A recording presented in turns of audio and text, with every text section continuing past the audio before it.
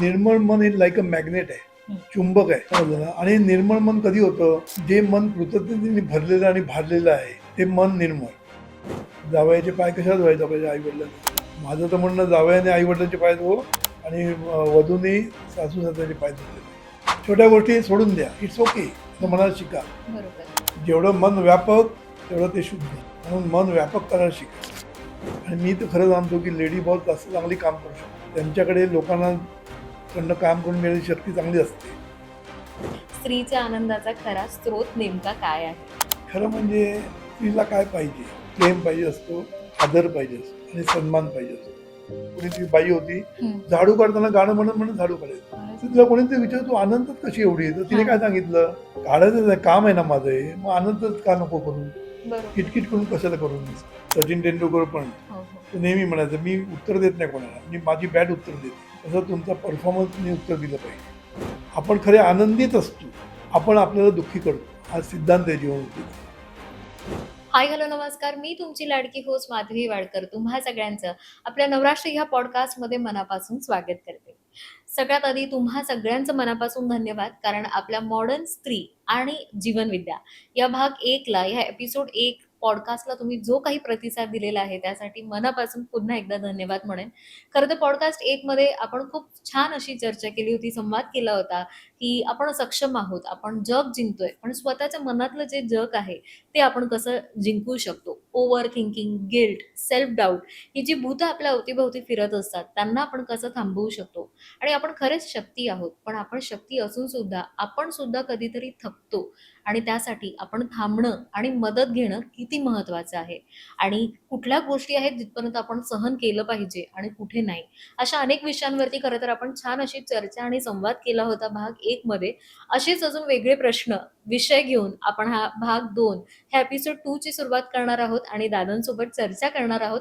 तर चला सुरुवात करूया आपल्या मॉडर्न स्त्री आणि जीवनविद्या ह्या भाग 2 ह्या एपिसोड 2 ला आणि दादांसोबतच्या ह्या संवादाला, ह्या चर्चेला. दादा, पुन्हा एकदा आपल्या नवभारत नवराष्ट्राच्या ह्या स्टुडिओमध्ये आणि नवराष्ट्र पॉडकास्टमध्ये मी मनापासून स्वागत करते. नमस्कार. दादा, खूप छान चालू आहे आपला पॉडकास्ट. खूप सुंदर अशी कमेंट्स, छान छान कमेंट्स आणि प्रतिसाद मिळत आहेत. कारण आपण विषयच असा घेतलाय तो म्हणजे लाईक आधुनिक स्त्री, तिला असलेले ते काही सगळे प्रश्न, तिच्या भावना आणि त्यावरती जीवनविद्या कशा पद्धतीने आम्हाला मदत करू शकते. खूप छान झाला दादा पॉडकास्ट आपला मागचा जो विषय होता, आणि त्यामध्ये एक शेवटचा प्रश्न मला आठवतोय की तुम्ही तेव्हा सांगितलं होतं की व्हायब्रेशन्स असतात. जर का एकमेकांचं कोणाशी पटत नसेल, नात्यामध्ये असो किंवा तुमचं बॉस सोबत असो किंवा सासू सुना असो, तर आपण ज्या काही फ्रिक्वेन्सी व्हायब्रेशन्सने पाठवतो त्याने त्या माणसामध्ये बदल घडू शकतो. एक उदाहरण तुम्ही दिलं होतं, पण मला अजून एखादं उदाहरण मिळालं तर खूप बरं होईल. मला वाटतं सासू सुनेचं देतो, हो, ते जास्त नक्की. मजा येईल. आमच्याकडे एक मुलगी होती, तिचं आणि सासूचं मुळीच पटत नव्हतं. अच्छा. लग्न झालं नंतर ती दुसरीकडे राहायला गेली. तर सासू फोन केल्यानंतर तिच्याशी बोलायची नाही, नवऱ्याशी फक्त बोलायची, आपल्या मुलाशी बोलायची. एवढं त्यांचं म्हणजे 36चा आकडा झालेला होता. तर जेव्हा ती जीवनविद्येमध्ये आली आणि तिला आम्ही सांगितलं की तू असं करून बघ, तिचं भलं कर म्हणून, तर तिचं म्हणणं होतं, तिने माझं काहीच भलं केलं नाही, मी कशाला म्हणू तिचं भलं कर. तर मला हे पटत नाही बोलली, कारण तिने माझं काहीच चांगलं केलेलं नाही. तर मग मी तिला म्हटलं, तू काहीतरी विचार कर ना, काहीतरी चांगलं केलं असेल त्याच्याबद्दल कृतज्ञता व्यक्त कर आणि मग त्याच्यासाठी भलं कर म्हण. तर तिने मला एकदा फोन करून सांगितलं की तुम्ही म्हटलं, मी विचार केला आणि मला एक सापडलं उत्तर. म्हटलं काय सापडलं? ती हुशारीने सांगितलं तिने मला.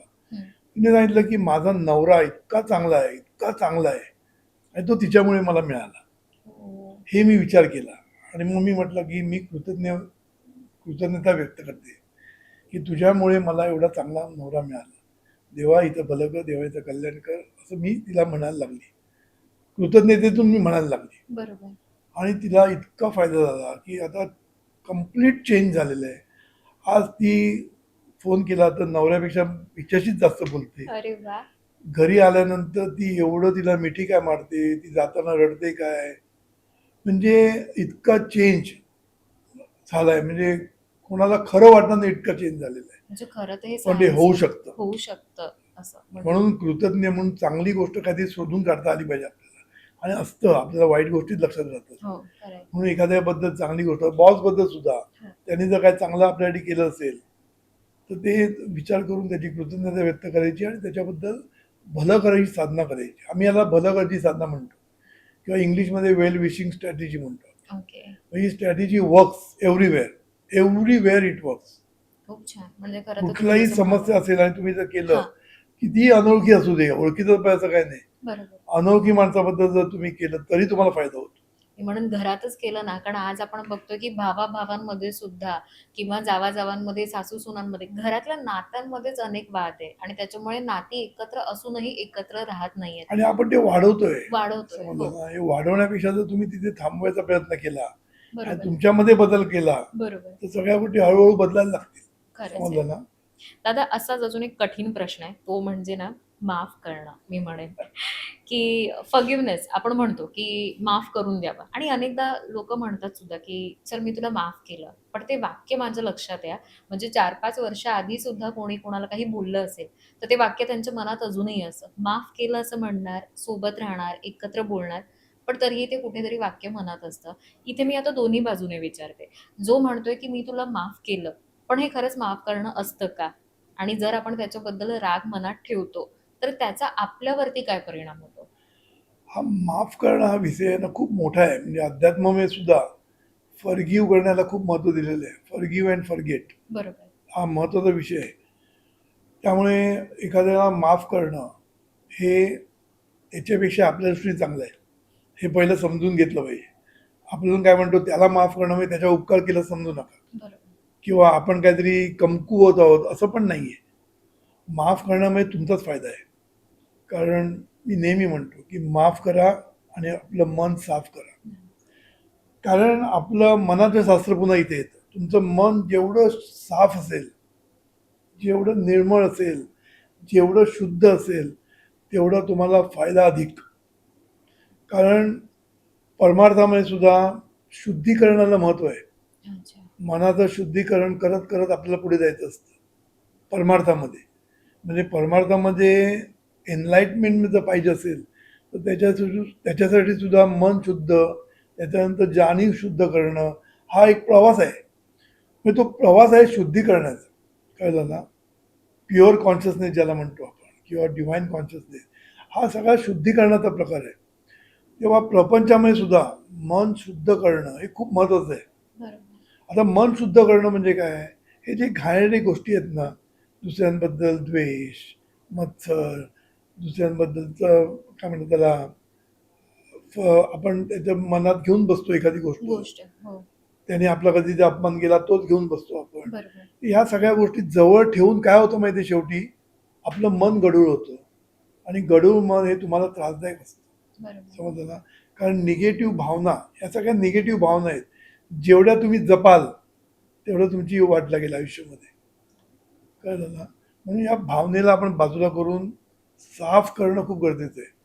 याचा अर्थ सावध राहायला मात्र आहे. बरोबर. कारण तुम्ही किती वेळा माफ कराल हो, माणसाला? हो.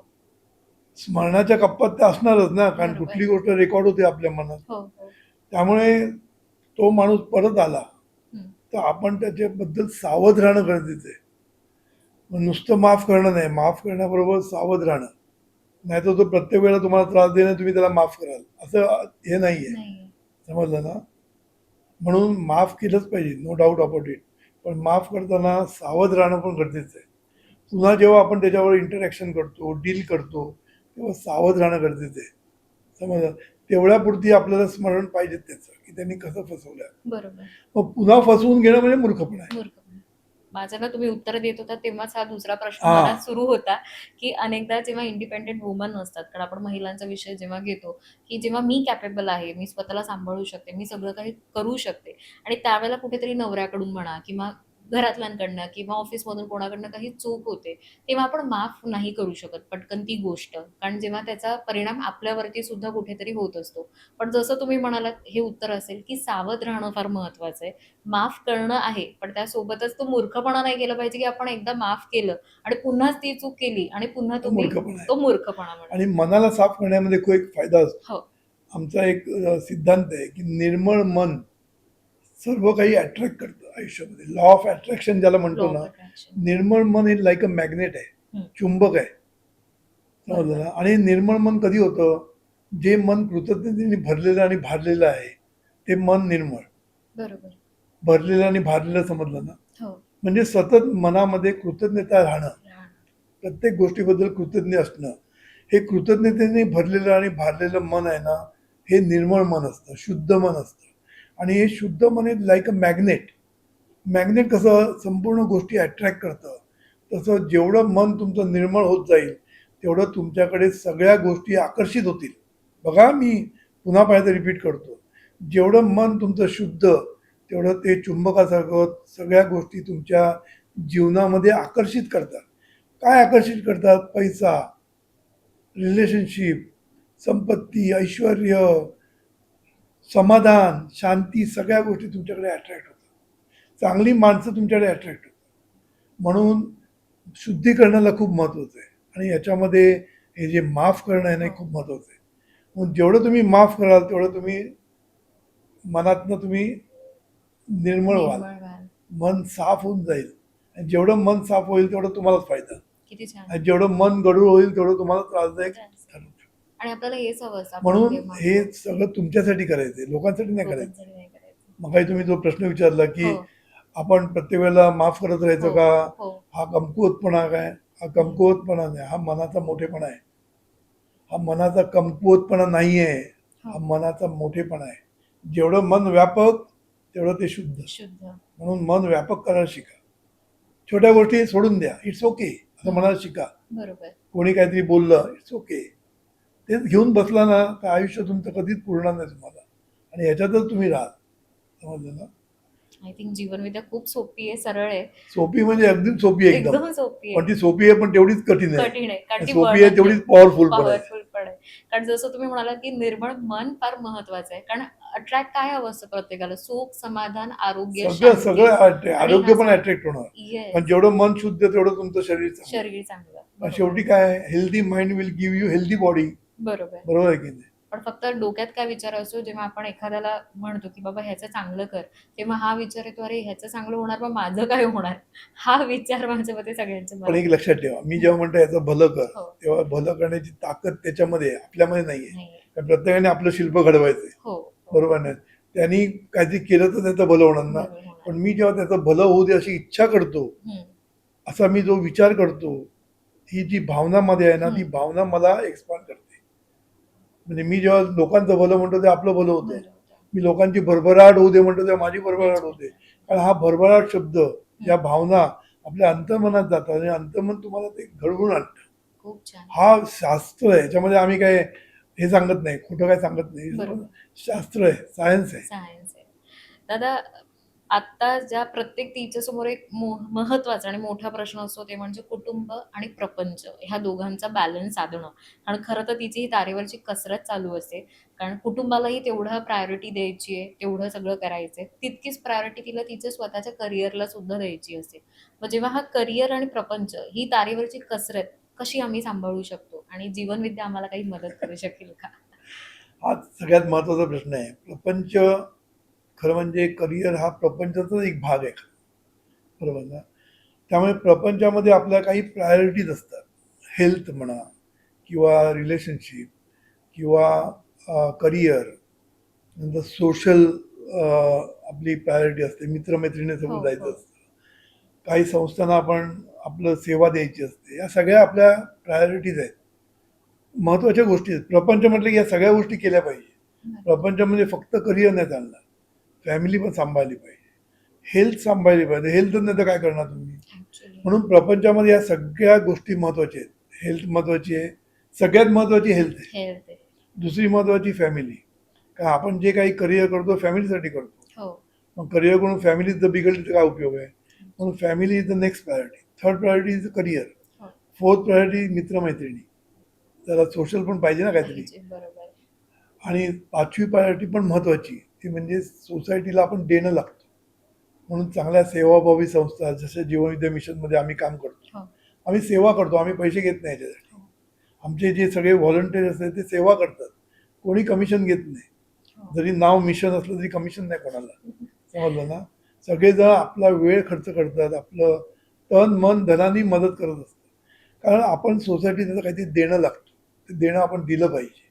त्यामुळे या सगळ्या गोष्टी, प्रपंच म्हटलं की या सगळ्या गोष्टी आल्या. बरोबर? मग आता ह्या गोष्टी करताना प्रायोरिटी किती द्यायची, कोणाला द्यायची, टाईम किती द्यायचा. आता हेल्थला 24 तास द्यायची गरज नाही, 24 मिनिटं चालतात. हो फॅमिलीसाठी तुम्हाला 24 तास द्यायची गरज नाही, 2 तास पण चालतात. करिअरसाठी तुम्हाला जास्त वेळ द्यायला लागतो. हो समजलं? हो वेळ करिअरला जास्त दिला म्हणजे फॅमिली कमी इम्पॉर्टंट असं नाही आहे. पण जो तुम्ही वेळ द्याल फॅमिलीसाठी तो वेळ चांगला द्या. बरोबर. चांगला म्हणजे क्वालिटी टाईम. तेव्हा नको त्या गोष्टी करू नका, अशा ऑफिसच्या गमती, ऑफिसचे ईमेल्स करत बसू नका. जेव्हा थोडा वेळ द्या फॅमिलीसाठी पण तो पूर्ण द्या. त्याच्यामध्ये आनंद निर्माण करा, एकमेकाशी संवाद साधा. नाही तर आज काय झालंय, एक मोबाईल घेऊन बसतो, हो. दुसरा मोबाईल घेऊन बसतो, नाही तर लॅपटॉप घेऊन बसतात. हे उपयोग नाही. मग जो काही तुम्ही टाईम द्याल तो तुमचा क्वालिटी टाईम पाहिजे. एकमेकांना सुखी करण्याचा प्रयत्न केला गेला पाहिजे, बरोबर आनंद देण्याचा प्रयत्न केला पाहिजे. त्यावेळेला या गोष्टी बाजूला ठेवायच्या, मोबाईल या गोष्टी. मुलांबरोबर खेळलं पाहिजे, थोडा वेळ खेळा. त्यांची अपेक्षा नसते, मुलांची म्हणा किंवा बायकोची अशी अपेक्षा नाही की तुम्ही संबंधित घरी राहा. बरोबर त्यांना माहीत आहे करिअर केलंच पाहिजे. पण जो वेळ मिळेल, मग आठवड्यातनं शनिवार रविवार मिळतील, रविवार मिळतील, तो तुम्ही आनंदात घालवा, फॅमिलीमध्ये घालवा. असं जर केलं ना तर तुम्ही सगळ्या गोष्टी बॅलन्स करू शकता. शेवटी बॅलन्स म्हणजे काय, इक्वल टाईम देणं नाही. बरोबर बॅलन्स म्हणजे प्रत्येक गोष्टीला सॅटिस्फाय करणं. आणि ते तुम्हाला वेळेचं नियोजन जर तुम्ही केलं तेव्हा ते तुम्ही करू शकता. खूप छान. कळलं ना? मला ना पहिले तर हे सगळ्यात जास्ती आवडलं. प्रपंचाची जी व्याख्या तुम्ही सांगितली ना, कारण आत्तापर्यंत डोक्यात प्रपंच म्हटलं ना, की फक्त कुटुंब यायचं. हां, पण तुम्ही ते समजून सांगितलं ना, प्रपंच म्हणजे त्याच्यामध्ये पहिलं सगळ्यात आधी तुमचं आरोग्य आलं आणि हे आम्ही शेवटी धरत होतो. खरं तर प्रपंच म्हणजे आमचं आरोग्य सुद्धा आलं, आमची फॅमिली सुद्धा आली, त्यानंतर आमचे मित्र-मैत्रिणी जे आहेत ते सुद्धा आले आणि सोशल ॲक्टिव्हिटीज आणि आपण समाजाला काहीतरी देणं हे सुद्धा आलं. कारण कुटुंब आणि प्रपंच म्हटलं की प्रपंच म्हणजे फक्त आपले नवरा, बायको, घर हे सगळं डोळ्याच्या समोर दिसतं. बरोबर. पण पहिली प्रायोरिटी ही आरोग्याकडे हवी आणि खूप छान आहे. म्हणजे खरं तर ते वेळ आपल्याला नियोजन वेळेचं नियोजन करायचं करता आणि आलं कमी पाहिजे. हेल्थला काही संबंध लागत नाही. बरोबर. कमी वेळ लागतो. हो, हो. फॅमिलीला पण काही संबंध लागत नाही ना, लागत कारण ती नाही. पण शाळेत जात असतात. हो, हो, जो हो. वेळ मिळेल ना तो तुम्ही उपयोगात आणा, उपयोगात आणा आणि क्वालिटी चांगल्या टाईम. रीतीने आणा. त्याच्यामध्ये भांडू नका परत. बरोबर. घरी 2 तास जातात आणि बायकोची भांडत बसतात, ऑफिसचा राग त्याच्यावर काढतात. त्याच्याकडे. असं नाही करत. घरी गेल्यानंतर आनंद द्यायचा मग प्रयत्न करा. समजलं ना? सोप्या शब्द जीवनविद्या आहे खरं तर दादा ही. दादा अजून एक प्रश्न विचारेन. लेडी बॉस म्हणून हा शब्द फारच चालतो. पण खरं सांगू ह्या शब्दाच्या मागे ना खूप कष्ट आहेत आणि खूप त्रास सुद्धा आहे त्या प्रत्येक स्त्रीला. कारण आता असं आहे की प्रत्येक ठिकाणी बॉसमध्ये स्त्री सुद्धा आहे कारण ती तेवढी सक्षम आहे. तिच्या हाताखाली खूप पुरुषांची टीम असते ज्यांना ती लीड करत असते, सांभाळत असते. आणि अनेकदा ना कॉर्पोरेट लाईफमध्ये असं होतं किंवा कुठेही ती एखादी पोझिशनवरती आहे. तर ती तिच्या टॅलेंटमुळे आहे असं नाही म्हटलं जात. ती एक स्त्री आहे म्हणून ती आहे पुढे असं म्हटलं जातं. तर कुठेतरी प्रेशर सुद्धा असतं त्या स्त्रीला. ते सगळं काही पोझिशन, पद सांभाळा आणि प्रूव्ह करा. आणि त्यासोबत हे जे टोमणे जे ऐकायला येतात त्याबद्दल सुद्धा. सो अशा वेळेला कसं? काय माहिती आहे की आतापर्यंत पुरुष प्रधान संस्कृती हो, होती. त्यामुळे पुरुषाला कुठेतरी तो अहंकार असतोच की ही माझी बॉस आहे, हो, हिचं मी काय ऐकू, ही कोण मोठी. आणि मग ह्या अहंकारामधनं ह्या गोष्टी सुरू होतात, टोमणे मारणं म्हणा किंवा ती पुढे गेली म्हणजे काय, तिला कोणीतरी हो, हो. सपोर्ट आहे सपोर्ट आहे कोणाचा तरी कोणाचा म्हणून. तरी, हो, कोणीतरी पार्शलिटी केली आहे, पार्शालिटी गेली. असं बोलणारे लोक असतातच. आणि हे बोलणारे लोक सगळ्यांनाच असतात. खरं म्हणजे कोणी सक्सेस मिळवतो ना त्याच्या मागे लोक असतातच. भुंगणारे लोक म्हणतात ना, कोणी जर हत्ती जात असेल तर हो, कुत्री हो, हो. भुंकते तर हत्ती लक्ष देत नाही. हो, तसं माझं म्हणणं असं आहे की लोक बोलणारच, आपण किती लक्ष द्यायचं हा आपला प्रश्न आहे. आणि शेवटी एक गोष्ट, टॅलेंट लपून राहत नाही, तुमचा परफॉर्मन्स दिसतो शेवटी. कळलं ना? त्यामुळे सुरुवातीला लोक बोलतील, आपलं परफॉर्मन्स आपलं बोललं पाहिजे. हो. कळलं ना? तुम्ही तुमचा परफॉर्मन्स दाखवा, तुमच्याकडे टॅलेंट आहेच. आणि मी तर खरं सांगतो की लेडी बॉस जास्त चांगली काम करू शकते. त्यांच्याकडे लोकांना कडनं काम करून घेण्याची शक्ती चांगली असते. इनफॅक्ट लेडी बॉस जास्त सक्सेसफुल आहे असं म्हणतात लोक पण. हो, हो. कळलं ना? आणि म्हणून मी तुम्हाला सांगतो की या लोकांकडे लक्ष द्यायचं नाही आपण. बोलू दे त्यांना. बोलणारे लोक 4 असतात, बोलू दे. त्यांनी काय आपलं बिघडत नाही. आपण आपला परफॉर्मन्स बोलला पाहिजे. समजलं ना? सचिन तेंडुलकर पण हो हो तो नेहमी म्हणायचा, मी उत्तर देत नाही कोणाला, मी माझी बॅट उत्तर देते. खूप छान. तसं तुमचा परफॉर्मन्सनी उत्तर दिलं पाहिजे, कळलं ना. आणि हळूहळू कळतं लोकांना ना. हो हो आता ती इंदिरा नुई बी काय कुठल्या पोझिशनला पोहोचले ती, हो हो CEO of the top most company, world class कंपनीमध्ये ती येस पेप्सी येस कंपनीमध्ये ती सीईओ झाली. हो तिचे ऐकायला मजा येते, तिचे रील्स जे आहेत ना हो ऐकायला हो खूप मजा येते. हो तिने कसं बॅलन्स केलं आणि ती झाली ना मोठी. हो त्यामुळे लोक बोलणारच, बोलणं हे लोकांचं काम आहे, आपलं काम आहे पुढे जाणं. पुढे जाणं. त्यामुळे आपण आपल्या टॅलेंट्स वापरायच्या. आणि मगाशी तुम्ही मागच्या एपिसोडमध्ये तुम्ही बोलला की बाई सक्षम असतेच, जास्त सक्षम असते असं मी म्हणेन. खरं म्हणजे हुशार असतात बायका, बायकांकडे टॅलेंट्स असतो, पण तो आतापर्यंत दाबला गेलेला आहे. आता तो बाहेर येतोय, त्यामुळे थोडंसं पुरुषांना अहंकार वाईट थोडासा वाटणारच, दुखावला जाणारच. दुखावला जाणारच. पण आपण आपलं काम करायचं आणि आपलं आपण टॅलेंट काम. आपलं आणि आहे, सगळ्यांना सांभाळायचं, सांभाळायचं. बॉसिंग करायचं नाही. बरोबर म्हणजे त्यांचा पण अहंकार जपला पाहिजे आपल्याला. बरोबर. काय असं माहिती, लेडी बॉस असली की तुम्हाला माहिती पाहिजे की यांना थोडासा अहंकार आहेच, त्यामुळे तो अहंकार जपला पाहिजे, त्याला मान दिला पाहिजे. बरोबर. योग्य तो मान सगळ्यांना दिला ना तर अहंकार जपला जातो. खूप छान. आता आपण मगाशी एक बॅलन्स बद्दल बोललो होतो की कुटुंब आणि प्रपंच. असाच मी एक म्हणेन मुद्दा असतो की सक्सेस आणि त्याच्यासोबत येतं ते म्हणजे सॅटिस्फॅक्शन, समाधान. अनेकदा ना स्त्रियांच्या बाबतीत असं होतं की एक काळ असतो, छान प्रमोशन चाललंय, सगळं काही आहे आणि बाळासाठी म्हणा किंवा मुलांसाठी ते करिअर ड्रॉप करावं लागतं आणि तिथे जो करिअरचा जो ग्राफ असतो तो कुठेतरी ब्रेक होतो आणि मग ते जे समाधान आणि सक्सेसचं जे करिअरची जी भांडणं आतल्यात सुरू होतात, त्याच्यावरती कसं आम्ही सोल्युशन काढू शकतो? त्याच्यावर सोल्युशन एकच आहे की स्त्रीला समजलं पाहिजे की काही जबाबदाऱ्या निसर्गाने त्यांच्यावर टाकलेल्या आहेत, हो की नाही. हो म्हणजे आज जी निर्मिती म्हणतात ना, ती जबाबदारी तुमच्यावर टाकली आहे ना, बायकांवर टाकलेली आहे. त्याचे जे परिणाम असतात, त्याच्यामुळे जे असतात ते त्यांनी सहन केलेच पाहिजे, नाहीतर ही कुटुंब संस्था चालणार नाही, हो की नाही. आज जी निर्मिती होते, निर्मिती बंद झाली तर काय होईल. बरोबर. आज काही देशामध्ये सगळे ओल्ड लोकच असते, तरुण हो. लोकच नाही, आणि लग्नच करत नाही, मुलंच होत नाही त्यांना. मग मुलं जर नाही झाली तर निर्मिती नाही तर पुढे जग चालणार नाही, हो की नाही. हो त्यामुळे स्त्रीने हे मान्य केलं पाहिजे की माझा रोल काय आहे. पुरुषांचा रोल वेगळा, बायकांचा रोल वेगळा, बरोबर की नाही. तेव्हा ह्या रोलमध्ये आपलं बायोलॉजिकल क्लॉक जे असतं आणि करिअर क्लॉक याचा कधीच मेळ बसत नाही, हो हो समजलं ना. हो पण बायोलॉजिकल क्लॉकमुळे तुम्हाला लग्न करायचं असतं, हो, तेव्हा हो. तुम्हाला करिअरची सुरुवात झालेली असते. हो तुम्हाला नको वाटतं लग्न, पण तुम्हाला दोन्ही सांभाळणं गरजेचं आहे. कारण शेवटी काय माहिती आहे, निसर्गाचं चक्र थांबणार नाहीये. एखादी मुलगी ती वयात आली की तिला तिची जननी क्षमता कधीपर्यंत आहे, ज्याला आपण मेनॉपॉज म्हणतो, हो. तो काही वर्षानंतर मेनॉपॉज सुरू होतो.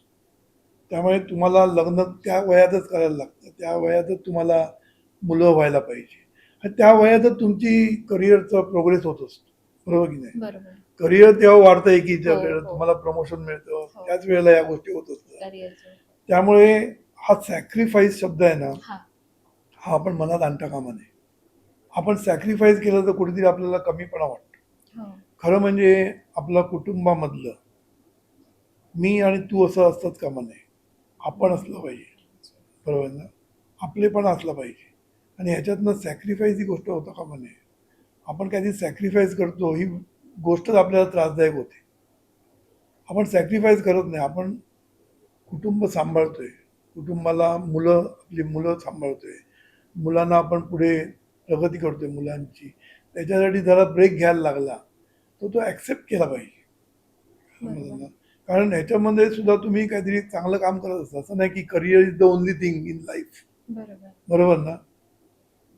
नवऱ्याला करिअर एकच गोष्ट असते, पण बायकोला तसं नसतं ना, बायकोला मुलं अनेक सांभाळायची भूमिका असतात. असतात. आणि एकदा मुलं त्या त्या वेळेला झालेली फायदेशीर असतं कायम. कारण मुलं उशिरा होणं सुद्धा मुलाच्या दृष्टीने वाईट असतं, कारण त्यांना तुम्ही आयुष्यभर सांभाळू शकत नाही नंतर, कारण तुमचं पण वय होत जातं. बरोबर. म्हणून वेळेवर सगळ्या गोष्टी होणं गरजेचं असतं, आणि त्याच्यासाठी थोडासा सॅक्रिफाईस शब्द म्हणण्यापेक्षा आपण हे करणं आपल्या दृष्टीने गरजेचं आहे, कुटुंबासाठी गरजेचं आहे. ते करणं मला समाधानाने करता आलं पाहिजे. मेन जो विचार आम्ही करतो की सॅक्रिफाईस आपण हा कुठेतरी विषय केलं, बाजूला हा व्हायला पाहिजे. विषय पूर्णपणे बाजूला व्हायला पाहिजे. आता सगळीजण म्हणतात की सोसायटी असो किंवा कोणीही, की बाईला कितीही सगळ्या गोष्टी आणून द्या, साडी आणा, काही करा, दागिने द्या, तरी कधीही ती खुश होत नाही. तिला नेमकं काय हवं असतं हे कळत नाही. म्हणजे मी प्रश्न असा विचारेल की स्त्रीच्या आनंदाचा खरा स्रोत नेमका काय आहे? खरं म्हणजे स्त्रीला काय पाहिजे? स्त्रीला 3 गोष्टी पाहिजे असतात. प्रेम पाहिजे असतो, बरोबर. आदर पाहिजे असतो आणि सन्मान पाहिजे असतो. या 3 गोष्टी स्त्रीला पाहिजे असतात. आपण काय करतो, हे सोडून बाकी सगळं देतो. बरोबर. साडी आणून टाकली हो. घरामध्ये म्हणजे काय, मुलगी बाई खुश नाही होणार आहे. तुम्ही सरप्राईज दिलं, तिला प्रेमाने काहीतरी केलं, तिच्या आईवडिलांसाठी काहीतरी केलं, तर तिला आनंद होतो ना. त्यामुळे बाहेरून आनंद मिळवणं हे आपल्या नवऱ्यावर अवलंबून आहे, घरच्यांवर अवलंबून आहे. पण ह्याच्यामध्ये सुद्धा आपण अडकायचं नाही. आपला आनंद खरा आतून आहे. बरोबर. आपला आनंद आतमध्ये असतो खरा म्हणजे. हम्म. म्हणून एकदा एका वक्त्यांनी विचारलं होतं एका समारंभामध्ये, की बायकांना विचारलं की तुम्ही आनंदी, कोण इथे आनंदी आहे, सुखी आहे? हम्म.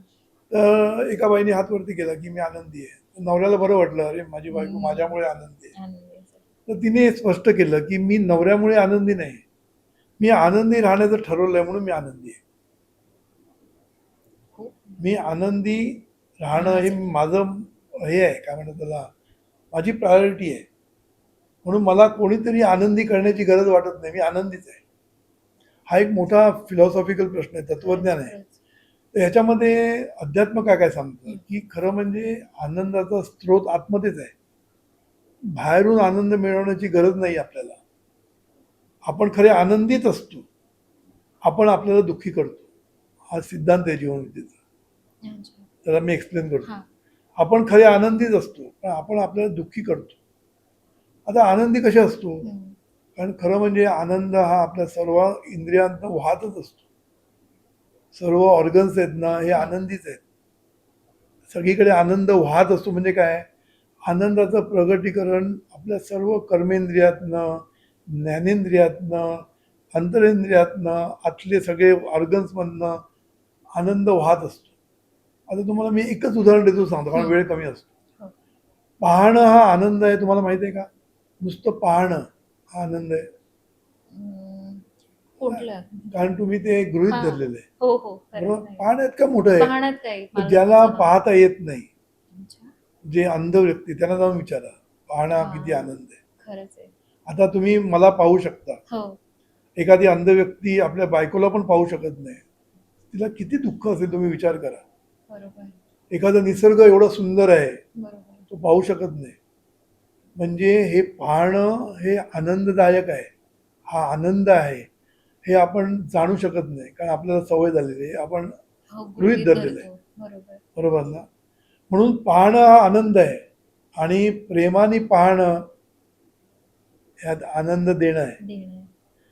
म्हणून आपला आनंद आपल्याला वाटता आला पाहिजे. आता प्रेम आपल्याला आनंद आहे ना, मग प्रेमाने पाहा ना तू. आपण द्वेषाने पाहतो, रागाने पाहतो आपला आणि दुःख दृष्टिकोन. निर्माण करतो आपण. दुःख निर्माण करतो. पण हेच जर तुम्ही प्रेमाने पाहायला लागला हम्म. तर तुम्हाला दुःख होईल? नाहीच होणार. नाही होणार ना. ऐकणं, हम्म. आपण चांगलं ऐकलं पाहिजे, म्युझिक ऐकलं पाहिजे, लोकांचा आनंद ऐकला पाहिजे. आपण लोकांचे टोमणे हो. हे ऐकत बसतो, गॉसिपिंग करत बसतो, ह्याच्यातनं गैरसमज होतात, त्याच्यातनं दुःख निर्माण करतो आपण. हे करण्याची काय गरज आहे? टोमणे मारण्याची गरज आहे? एखाद्या बाईला मूल होत नसेल, हम्म. जाऊन तिला एक सगळं टोमणा मारत बसायचं, टोचत बसायचं, ही काय गरज आहे? अजिबात. यू आर हर्टिंग अदर्स, लक्षात ठेवायचं. म्हणजे हे दुसऱ्यांना दुःख देऊन तुझ्याकडे दुःख तू अट्रॅक्ट करतो. आयुष्यामध्ये आपण दुःखाचं वाटप करतो, त्यामुळे आपल्या वाट्याला दुःख येतं. हे वाक्य लक्षात ठेवा. आपण आयुष्यामध्ये सतत दुःखाचं वाटप करत असतो, त्यामुळे आपल्या वाट्याला कायम दुःख येतं. हा निसर्गाचा नियम आहे. म्हणून आपल्याला जर आनंद पाहिजे असेल, आपल्याला आनंदी व्हायचं असेल, आपल्याला सुखी व्हायचं असेल, तर आनंदाचं वाटप कर ना. हो हो. आणि हे वाटप करण्यासाठी काय पैसा लागत नाही. ऍक्च्युली. जे आहे तेच वाटण ना. तुझ्याकडे डोळे दिलेत ना, डोळे चांगलं पहा, बरोबर. चांगल्या रीतीने पहा. तोंड दिलंय, चांगलं बोल, कौतुक कर दुसऱ्यांचं, दुसऱ्यांचं चांगलं ॲप्रिसिएशन, दुसऱ्यांबद्दल चांगलं बोललं तर फायदा आहे ना, बरोबर. हो की नाही? हो. तर आपल्याला हे सगळी कर्मेंद्रिय जे दिली आहेत ना, चांगल्यासाठी दिलेली आहे. स्पर्शासाठी आपल्याला हात दिलेले आहेत, हो. लोकांना आधारसाठी आहे, लोकांना प्रेमाने स्पर्श करण्यासाठी. आपण तोबडीच मारतो, हो. बरोबर की नाही? बरोबर. त्यामुळे ही सगळी कर्मेंद्रिय दिली आहेत ना आपल्याला, ज्ञानेंद्रिय दिली, ही आनंदाच्या वाटपासाठी दिलेली. तुम्ही म्हणला हात पाय कशाला दिलेले आहे? कर्म करण्यासाठी कर्म दिलेले आहे. करण्यासाठी. कर्म म्हणजे आता काम करतोय, हो. तुम्ही आता हे काम करताय, हं. ह्या कामातनं जेव्हा तुम्ही आनंद लोकांना देणार, झालं ना आनंदाचं वाटप. म्हणून आपल्या कामातून सुद्धा आपण आनंदाचं वाटप करू शकतो. आणि आनंद मिळवू साधं शकतो. स्माइल देऊन देऊ हो. शकतो, Yes. किंवा आपण जे काम करतो ते तुम्ही जितकं चांगलं कराल तेवढं तुम्ही जनतेला. आता मी समजा एखादा प्रॉडक्ट चांगला हं. निर्माण केला हं. तर लोक खुश होणार ना, कारण बरोबर. तुमचा चांगला प्रॉडक्ट, क्वालिटी प्रॉडक्ट तुम्ही लोकांना दिला तर लोकांना आनंद देतोयस तू. बरोबर. म्हणून आपल्या कामातून, मग कुठलेही असू दे, एखादा माणूस गायक असतो, हो. तो आपल्या गाण्यातनं लोकांना आनंद देतो, समजलं ना. म्हणून आपल्याकडे जे जे आहे त्यात जे जे आहे, बरोबर. पैसा मी म्हणत नाही, पैसा असेल तर पैसा द्या, लोक आहेत पैसे देणे, मोठमोठे लोक पैसे हो. देऊन लोकांना आनंद देतात, आनंद देतो. बरोबर. आपल्याकडे जे आहे ते देऊन आपण आनंद देऊ व्यक्त करू शकतो, आनंदाचं वाटप करू शकतो. म्हणून जेवढं आनंदाचं वाटप कराल तेवढा आनंद तुमच्या घरात पाणी भरेल. किती छान दादा. एवढं सोपं आहे. सोपं आहे. पण आपण दुःख कवटाळून बसतो. बसलेलं आहे, दुःखाचं वाटप करत वाटप बसलेलं आहे. करत नाही. म्हणून म्हटलं ना मगाशी तुम्ही बोलला क्षमा करा, क्षमा. दुसऱ्यांचं टोमणे मारण्याचं बंद करा, लोकांना काय म्हणतात टोचणं बंद करा. तुम्हाला जर करता येत नाही तर शांत राहा, काहीच करता येत नाही तर गप्प आपण दुसऱ्याला त्रास देऊ नका. म्हणून मी म्हटलं ना आपण खरे आनंदी आहोत, आपलं हृदय चाललंय. हो. आपल्याला माहिती आहे का, नाही आपण गृहीत ते पकडू. बंद पडलं की लोकांना दुःख होतं दुःख ना. होतं. मग खरं आता हृदय जे चांगलं आहे म्हणजे मी आनंदात आहे, खरंच आहे. माझे सगळे अवयव चांगले चालत आहे, त्याचा अर्थ मी आनंदात आहे की नाही. हो. मग आता पटलं तुम्हाला आनंदी आहात म्हणून. खूप पटलं, मनापासून पटलं मी म्हणेन. कारण जेव्हा तुम्ही मला पहिल्यांदाच विचारलं की पाहणं ह्याच्यामध्ये, त्यावेळेला मलाही 2 मिनिटं वाटलं की काय आनंद आहे पाहण्यात. पण तेव्हा जेव्हा कळालं की खरंच ज्याला पाहता येत नाही त्याचं काय दुःख त्यावेळेला आहे. त्याचं काय दुःख आहे आणि मी किती त्या मनाने किती आनंदी आहे. साधी चव गेली तर किती त्रास होतो. बरोबर. तुम्ही विचार करा, चव जर गेली तुम्हाला अन्न खाण्यात मजाच नाही येणार. मजाच नाही आहे. आज कसं हो. आपण गोड खातोय, तिखट हो, खातोय, हो. ही मजाच नाही येणार आहे. आणि हे आनंद आहेत पण ते हा. गृहीत धरलेले आहेत आणि आपण गृहीत धरले. आनंद शोधतोय कशामध्ये, बाहेर शोध. बाहेर शोधतोय. कोणतरी हो. येऊन मला आनंदी करेल. आनंद देईल, व्हॅलिडेशन देईल हा, कोणतरी मला, आपल्याला की validation किती पाहिजे तू असतं. छान हा. आहे, किती छान करते. पण खरं तर गोष्टी ह्या आपल्याकडेच आता आहेत. दुसऱ्यांनी माझं कौतुक हा. करणं, तुम्ही वाट बघत बसेल नका, तुम्ही हो. कौतुक करा, बरोबर. हो की नाही. दुसऱ्याने आपलं अटेन्शन देणं, तुम्ही अटेन्शन द्या लोकांना, हो, हो. हो की नाही. त्यामुळे आपलं आनंद आपणच निर्माण करू शकतो. आनंदाचा स्रोत आपल्याचकडे आहे, आपण बाहेरून वाट बघतो वाट बघतो. आनंद येण्याचा. Yes. तो येईल, हो. तुम्ही जेवढं द्याल तेवढं येईल. तेवढं येईल. आणि माझ्या मते त्या तुम्ही जे उदाहरण सांगितलं त्या स्त्रीचं, की जेव्हा ती म्हणाली की मी सुखी आहे, दुसऱ्यावरती डिपेंड नाही, पण तिने स्वतःहून ठरवलं की मला मला सुखी सुखी राहायचंय, व्हायचंय म्हणून ती व्हायचंय, सुखी आहे. म्हणून ती सुखी आहे. आणि हेच जर सगळ्यांनी ठरवलं तर सगळे सुखी राहू शकतात. आणि कुठल्याही कामात आनंद मिळू शकतो. मिळू शकतो. आमच्याकडे एक कोणीतरी बाई होती, हम्म. झाडू काढताना गाणं म्हणत म्हणत झाडू काढायचं. खरंच. तर तिला कोणीतरी विचार तू आनंदात कशी एवढी, तर तिने हा. काय सांगितलं, काढायचं नाही, काम आहे ना माझं हे, मग आनंदच का नको करू, बरोबर. किटकिट करून कशाला करू मी. कशाला बरं. म्हणजे एवढा शहाणपण त्या त्या बाईच्या मध्ये. बाईमध्ये. हा शहाणपण आपल्याकडे आला तर आपण पण सुखी होऊ शकतो. खरंच छान. दादा अजून एक असतो की गोंधळ चालतो.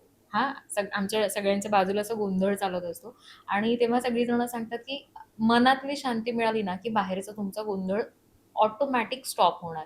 पण मनात शांती कशी मिळवायची? म्हणजे आता हे ह्यातून तर कळालं की तुम्ही म्हणालात की आनंद कसा शोधायचा. पण मी विचारेन की आता मनामध्ये शांती कशा पद्धतीने शोधायची की हा आजूबाजूचा सगळा गोंधळ स्टॉप होईल आमच्या? काय माहिती, हा सगळा गोंधळ आहे ना, हा हम्म. आपल्या हातात नाहीये. पहिली गोष्ट लक्षात हा. ठेवायचं, आपल्या हातात काय ते बघायचं. मग मी नाही, आनंद हो. देणं आपल्या हातात आहे, बरोबर. दुसऱ्याने आपल्याला आनंद देणं आपल्या हातात नाहीये, बरोबर. तसं इथे जो गोंधळ झालेला आहे हा. जगामध्ये, हा गोंधळाला आपण जबाबदार आहोत का? नाही. नाहीये, बरोबर. मग तो काय आपण थांबवू शकत नाही ना. हो.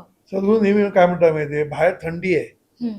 तर थंडी काय तू बदलू शकत नाही, नाही. पण बंडी घालू शकते, हो. बरोबर की नाही. बंडी बरोबर. म्हणजे जॅकेट, जॅकेट. हो. जॅकेट घालून तू थंडीपासून बचाव करू शकते. हम्म. तसं बाहेर गोंधळ जर चालला तरी आपण आतमध्ये शांत राहू शकतो, समजलं ना. मनाची शांती ही बाहेरवर अवलंबून नाहीये, ती आतल्यावर अवलंबून आहे आतमध्ये. आणि ह्याच्यासाठी सगळ्यात चांगली गोष्ट म्हणजे प्रेझेंट मोमेंट. हा एक अध्यात्मामध्ये खूप महत्त्वाचा विषय आहे की प्रेझेंट मोमेंटमध्ये राहता आलं पाहिजे. म्हणून तुम्ही जेवढे प्रेझेंटमध्ये राहाल तेवढं तुम्हाला या गोंधळाचा त्रास होत नाही. हा गोंधळ म्हणजे काय असतो? चिंता, काळजी हो. किंवा अनिष्ट चिंतन ह्याचा गोंधळ असतो आपल्या बाहेर. बरोबर. बाहेर असतो म्हणजे खरं तो मनातच असतो. मनातच असतो. बाहेर म्हणजे बाहेर नसतो. त्या परिस्थितीमुळे आपल्या मनातच गोंधळ चालू असतो. हो हो आणि हा गोंधळ जर बाजूला करायचा असेल तर तुम्हाला मनाची शांती पाहिजे. म्हणून प्रेझेंटमध्ये राहता आलं पाहिजे. प्रत्येक ठिकाणी मागच्या एपिसोडमध्ये सुद्धा हो, हो, सांगितलं हो. की प्रत्येक काम करताना तुम्ही तिकडे थांबा ना. बरोबर. आपण घरचा कशाला विचार करायचा? घरी गेला की घरचा विचार करा. म्हणून तुम्हाला स्विच ऑन स्विच ऑफ जे म्हणतात ना ते करता आलं पाहिजे. म्हणून प्रेझेंट मोमेंटमध्ये राहणं हे मनशांतीसाठी सगळ्यात महत्त्वाचं आहे. आणि शुभचिंतन करणं. मगाशी मी सांगितलं देवा याचं भलं कर, हो. देवाचं कल्याण कर हे म्हणत राहणं.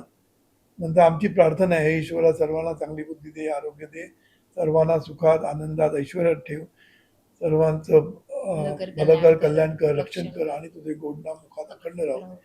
ही प्रार्थना सतत आपण जेव्हा रिकामं असतो, रिकामं मन म्हणजे शैतानाचं घर असं म्हटलेलं आहे, बरोबर? शैतान म्हणजे हाच गोंधळ. म्हणून मन रिकामं ठेवायचंच नाही आपण. रिकामं मन ह्यांनी भरायचं, प्रार्थनेनी भरायचं, शुभचिंतनांनी भरायचं, कृतज्ञतेनी भरायचं. नाहीतर काम करताना प्रेझेंटमध्ये राहून काम करायचं.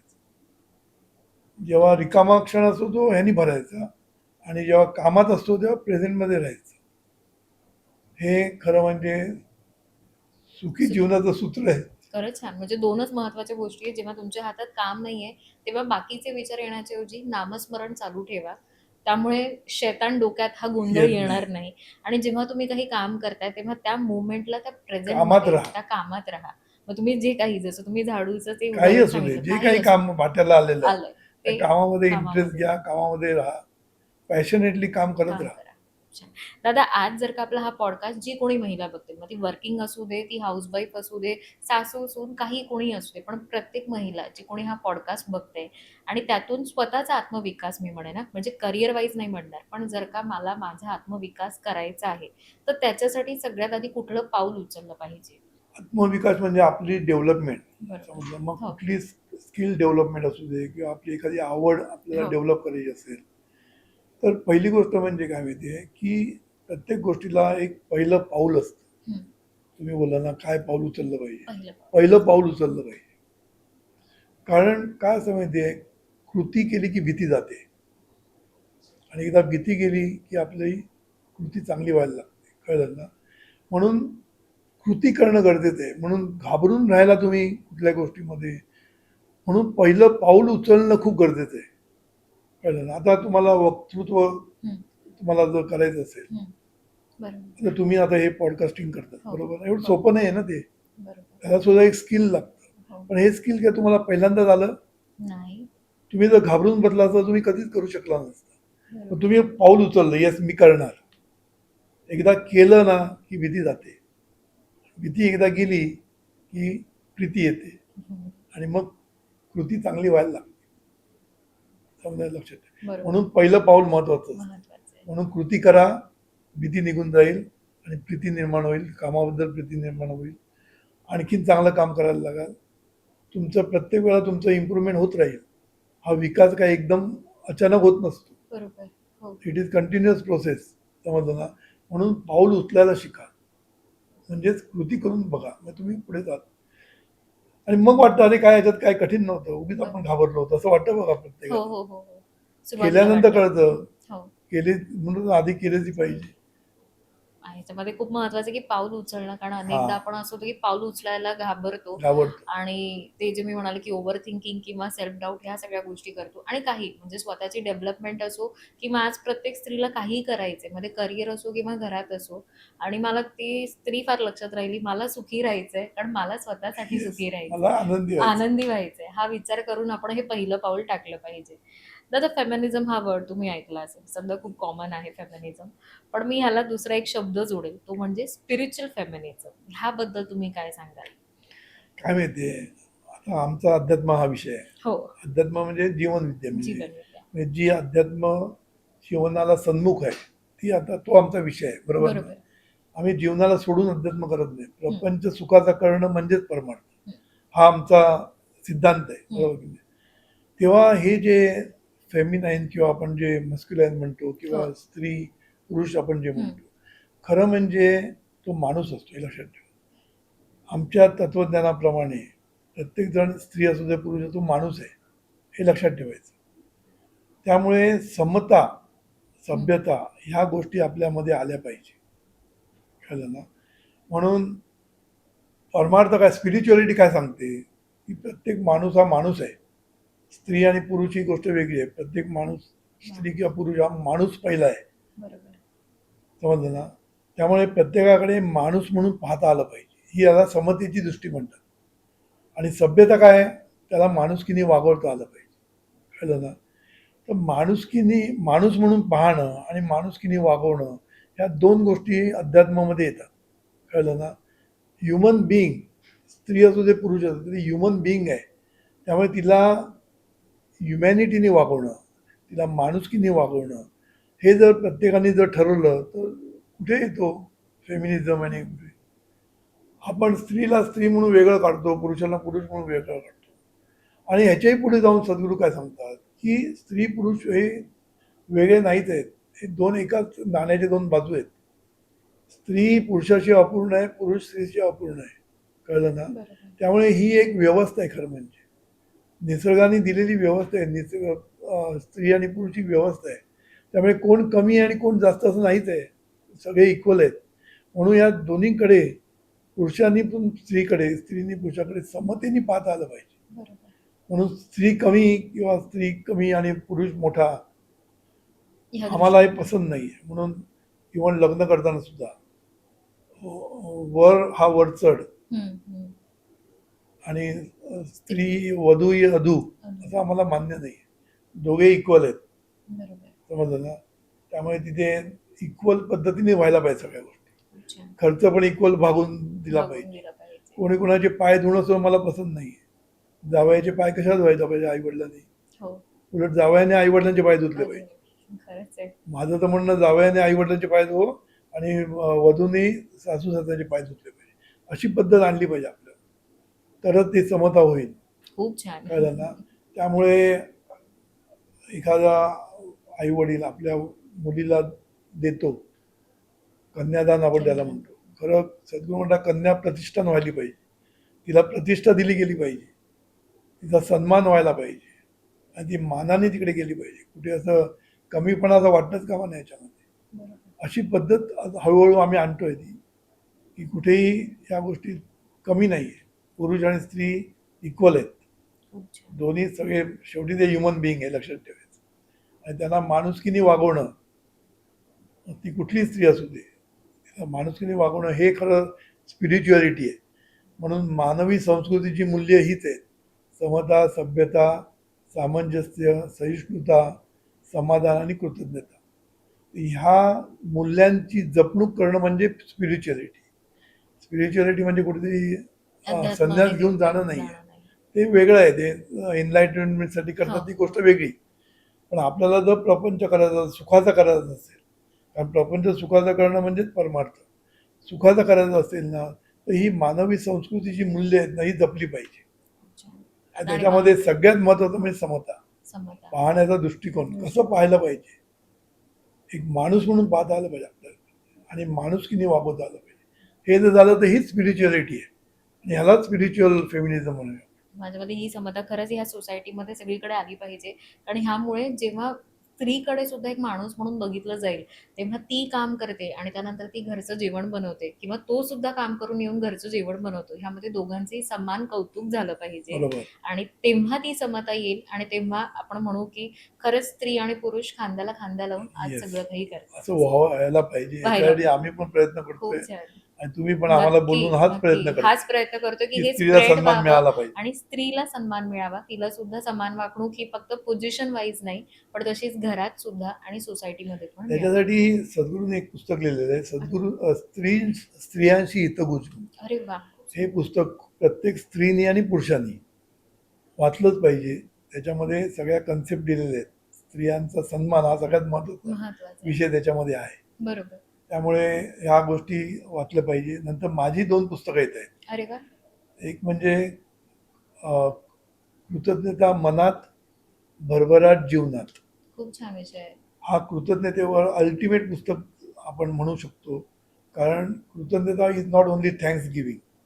कृतज्ञताचा संबंध स्पिरिच्युअलिटीशी आहे आणि तो संबंध दोन्हीकडे दाखवला आहे. म्हणजे प्रपंचात कसं करायचं आणि परमार्थात काय करायचं. त्यामुळे कृतज्ञता हा विषय पूर्णपणे त्याच्यात घेतले आहेत. हा एक वाचनाचं पुस्तक लवकरच येणार आहे माझं. आणि दुसरं येत आहे, कधी तुझं खरं कधी माझं खरं. अरे वा, हा पण विषय सुंदर हा एक आहे. विषय आहे. हा कौटुंबिक सौख्यावर हा विषय आहे. बरोबर. कधी तुझं खरं आणि कधी माझं खरं, म्हणजे तडजोड वृत्ती पाहिजे. बरोबर. लोकांनी एकमेकांना समजून घेणं हे महत्वाचं आहे ना. बरोबर. ह्यालाच कधी तुझं खरं कधी माझं खरं, नेहमीच माझं खरं म्हणशील तर तुझं नाही खरं. नाही होणार. बरोबर. तर ह्या विषयावर एक पुस्तक येते. त्याच्यामध्ये विवाहपूर्व आणि विवाह झालेल्या लोकांचं मार्गदर्शन आहे. त्याच्यामध्ये सगळे विषय मी घेतलेले आहेत. खूप छान दादा. खरं तर तिन्ही पुस्तकं मी म्हणून खूप छान आहे. पहिला जो होता तो स्त्रियांचं स्त्रीसाठी हितगुज अवेलेबल आहे. अवेलेबल आहे.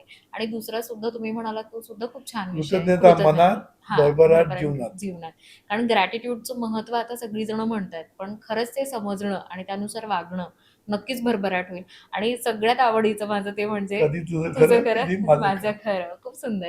कारण खरंच काळाची गरज आहे हे एकमेकांसाठी जपणं. कारण शेवटी मी म्हणेन सगळी नाती असतात, पण नवरा बायको हे नातं फार वेगळं आहे आणि ते शेवटपर्यंत टिकतं. म्हणून तर आपण लाईफ पार्टनर असं आपण म्हणतो. कमिटमेंट, कमिटमेंट आपण आयुष्याची म्हणतो. कमिटमेंट, बांधिलकी म्हणतात बांधिलकी आपण ती असं व्हायला म्हणतो. पाहिजे. आणि खूप छान म्हणेन मी की तुम्ही ही पुस्तकं लिहिली, कारण मला आठवतंय की आपला एक आधीचा पॉडकास्ट होता, त्यामध्ये मी रॅपिड फायरमध्ये तुम्हाला एक प्रश्न विचारला होता की दादा तुमचं आवडतं पुस्तक कोणतं?